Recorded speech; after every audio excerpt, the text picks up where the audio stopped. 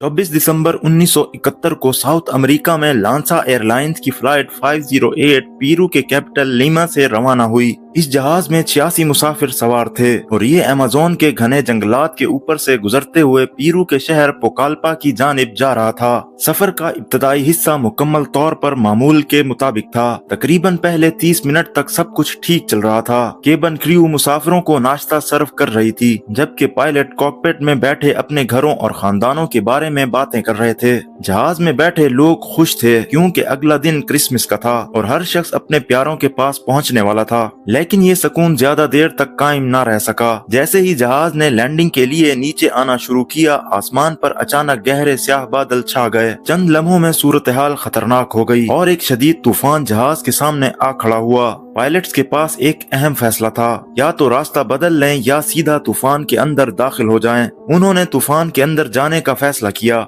चंद ही लम्हों में हर तरफ अंधेरा छा गया, बिजली जोर जोर से चमकने लगी और फिजा में खौफ का माहौल बन गया। जहाज बुरी तरह हिचकोले खाने लगा। टर्बुलेंस इतनी शदीद थी कि मुसाफिर अपनी सीटों पर संभल नहीं पा रहे थे। ऊपर रखे हुए बैग्स और सामान नीचे गिरने लगे और कुछ चीजें सीधी मुसाफिरों पर आ रही थी। अब जहाज के अंदर खौफ और घबराहट फैल चुकी थी। ये सूरत हाल तकरीबन 20 मिनट तक जारी रही, जहां हर सेकंड एक खौफनाक लम्हे की तरह महसूस हो रहा था। फिर अचानक 21,000 फुट की बुलंदी पर एक जोरदार बिजली जहाज के दाएं विंग पर गिरती है और देखते ही देखते उसी हिस्से में आग भड़क उठी। चंद ही लम्हों बाद वो विंग मुकम्मल तौर पर टूटकर अलग हो गया और साथ ही बाएं विंग का कुछ हिस्सा भी टूटने लगा। अब जहाज फिजा में काबू से बाहर हो चुका था। लैंडिंग से सिर्फ 15 मिनट पहले तकरीबन 10,000 फीट की बुलंदी पर यह तैयारा टुकड़ों में बिखरने लगा। जमीन पर मौजूद एयर ट्रैफिक कंट्रोलर ने अचानक रडार से उसका सिग्नल गायब होते देखा। शुरू में कुछ लोगों ने उम्मीद जाहिर की कि शायद जहाज ने इमरजेंसी लैंडिंग कर ली होगी,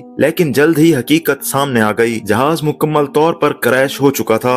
हादसे के बाद पीरू की तारीख का सबसे बड़ा सर्च ऑपरेशन शुरू हुआ। कई दिनों की तलाश के बाद जब रेस्क्यू टीम अमेज़न के घने जंगल के अंदर पहुंची तो हर तरफ तबाही के आसार नजर आ रहे थे। जहाज के टुकड़े दूर दूर तक फैले हुए थे। मुसाफिरों का सामान दरख्तों से लटक रहा था और क्रिसमस के तोहफे ऐसे दिखाई दे रहे थे जैसे किसी ने दरख्तों को सजा दिया हो। रेस्क्यू टीम ने कई दिन इलाके की मुकम्मल तलाशी ली, लेकिन कोई जिंदा शख्स नहीं मिला। आखिरकार ऐलान किया गया कि इस जहाज में सवार तमाम अफराद हलाक हो चुके हैं, क्योंकि 10,000 फीट की बुलंदी से गिरकर जिंदा बचना तकरीबन नामुमकिन था। लेकिन हकीकत कुछ और थी। दुनिया को अभी तक इस बात का इल्म नहीं था कि इस जहाज की एक मुसाफिर लड़की जिंदा थी। अमेज़न के घने और खतरनाक जंगल के दरमियान इंसानी आबादी से मीलों दूर एक 17 साल लड़की जिंदगी की जंग लड़ रही थी। उसका नाम जुलियाने कोपेक था। ये एक हैरानकुन मोजज़ा था, लेकिन उसके लिए असल मुश्किल अब शुरू हुई थी। वो अकेली थी, जख्मी थी और उसे ढूंढने वाला कोई नहीं था। रेस्क्यू टीम अपनी तलाश खत्म कर चुकी थी और उसके घर वाले भी उसे मुर्दा समझ चुके थे। जुलियाने दरअसल अपनी माँ मारिया के साथ इस फ्लाइट में सफर कर रही थी। उन दोनों का मकसद अमेज़न में वाक़े एक बायोलॉजिकल रिसर्च स्टेशन तक पहुँचना था, जिसे जुलियाने के बाप ने कायम किया था, क्योंकि वो दोनों बायोलॉजिस्ट थे। उनका प्लान ये था कि पूरा खानदान वहाँ इकट्ठा होकर क्रिसमस मनाएगा। असल में उन्होंने कुछ ही दिन पहले सफर करने का प्लान बनाया था, लेकिन जुलियाने को अपने स्कूल की तकरीब और ग्रेजुएशन की वजह से आखिरी वक्त में फ्लाइट लेनी पड़ी। क्रिसमस की छुट्टियों की वजह से बाकी तमाम अच्छी एयरलाइंस की टिकट्स खत्म हो चुकी थी, इसीलिए उनके पास सिर्फ लांसा एयरलाइन की टिकट ही बची थी।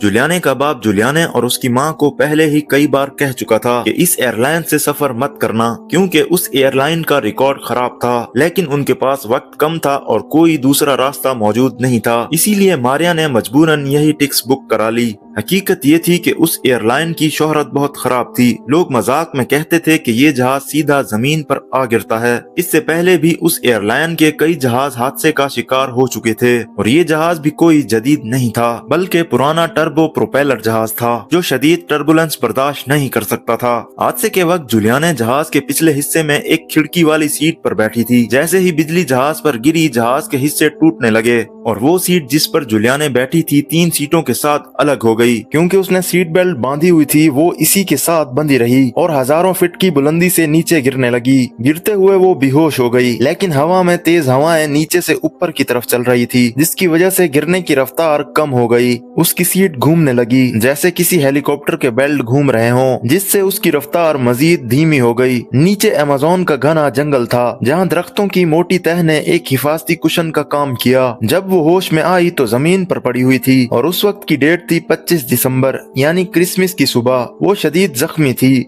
हड्डियां टूटी हुई थी, घुटने में भी मोच आ चुकी थी, जिस्म पर बहुत सारे जख्म थे।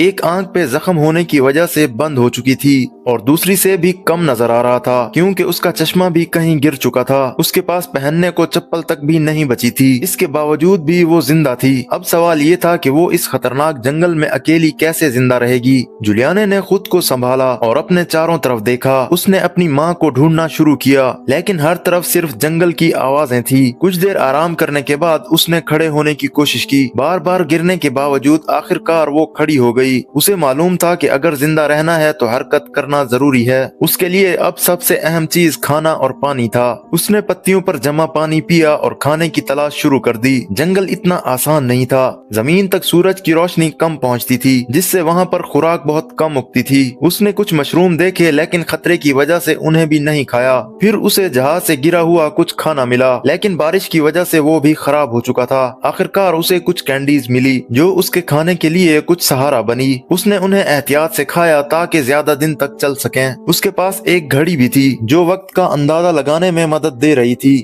अब अगला मुश्किल फैसला था कि आखिर उसको किस डायरेक्शन में जाना है। कुछ देर इधर उधर भटकने के बाद अचानक पानी की आवाज सुनाई दी। ये उसके लिए उम्मीद की एक पहली किरण थी। उसे उसके बाप की एक बात याद आ गई कि अगर कहीं जंगल में खो जाओ तो बहते हुए पानी के साथ चलो क्योंकि पानी इंसानों की बस्ती तक ले जाता है। जुलियाने ने पानी के बहाव का पीछा करना शुरू किया। अमेज़न का जंगल इंतहाई घना था जहाँ हर कदम पर रुकावटें मौजूद थी। गिरे हुए दरख्त और कांटेदार झाड़ियाँ रास्ता रोक रही थी लेकिन वो आहिस्ता आहिस्ता आगे बढ़ती रही। अंधेरा होने लगा। शाम के 6 बज रहे थे। जंगल में रात खतरनाक थी क्योंकि शिकारी जानवर सरगर्म हो चुके थे। उसे उसके बाप की सिखाई हुई सारी बातें याद थी, इसीलिए उसने सोने के लिए जंगल में एक महफूज जगह ढूंढ ली जहाँ पर वो लेट गई। शदीद थकन और चोटों के बावजूद भी वो गहरी नींद में चली गई। खुशकिस्मती से उसकी ये रात महफूज रही। अगली सुबह उसके जिस्म में ताकत नहीं बची थी लेकिन रुकना मौत के बराबर था, इसलिए दोबारा चलना शुरू किया। चश्मा ना होने की वजह से उसे नजर भी सही से नहीं आ रहा था। वो पूरा दिन पानी के साथ साथ चलती रही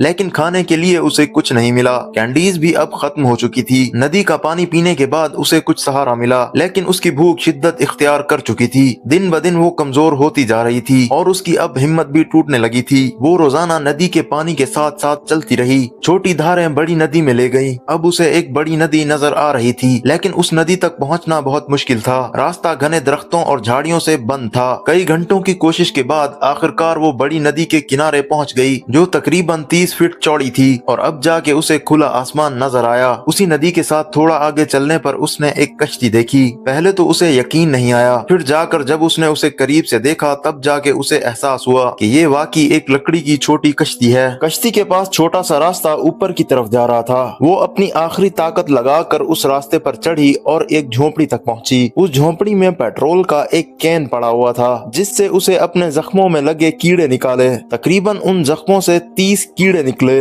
उसने अब वहाँ इंतजार करने का फैसला किया कि शायद इस झोपड़ी के मालिक वहाँ पर आ जाएं। वो रात उसने उसी झोपड़ी में गुजारी। सुबह हुई लेकिन वहाँ कोई नहीं आया। फिर उसे शाम को अचानक इंसानों की आवाजें सुनाई दी। पहले उसे ये वहम लगा, फिर उसने देखा कि दूर से 3 आदमी उसी की तरफ आ रहे थे। उन आदमियों ने जब उसे देखा तो वो पहले डर गए क्योंकि जुलियाने की ऐसी हालत हो गई थी कि कोई भी उसे देख के डर जाता। फिर जुलियाने ने उन्हें बताया कि वो जहाज के हादसे की जिंदा बच जाने वाली अकेली लड़की है। वो सब ये सुनकर हैरान रह गए क्योंकि उन्हें इस हादसे के बारे में पहले से ही मालूम था। उन लोगों ने जुलियाने को कुछ खाना दिया और पहनने के लिए कुछ कपड़े दिए और उन्होंने जुलियाने का थोड़ा बहुत इलाज भी किया। अगले दिन उसे गांव में मुंतकिल कर दिया गया। फिर वहां पर उसे फर्स्ट एड देने के बाद शहर में मुंतकिल कर दिया गया। 11 दिन बाद वो जिंदा अपने घर वापस पहुंची। ये नाकाबिले यकीन कहानी थी। एक 17 साल लड़की जो हजारों फीट की बुलंदी से गिरी और 11 दिन तक अकेले जंगल में जिंदा रही। और जुलियाने जब अपने घर में पहुंची तो उसे एक बुरी खबर मिली। उसे बताया गया कि उस जहाज के हादसे में उसकी माँ भी जिंदा नहीं बच सकी। ये सब सुनकर वो बहुत गमज़दा हुई। बाद में उसने अपनी जिंदगी साइंस के लिए वक्फ की और बाद में वो एक माहिर बायोलॉजिस्ट बन गई।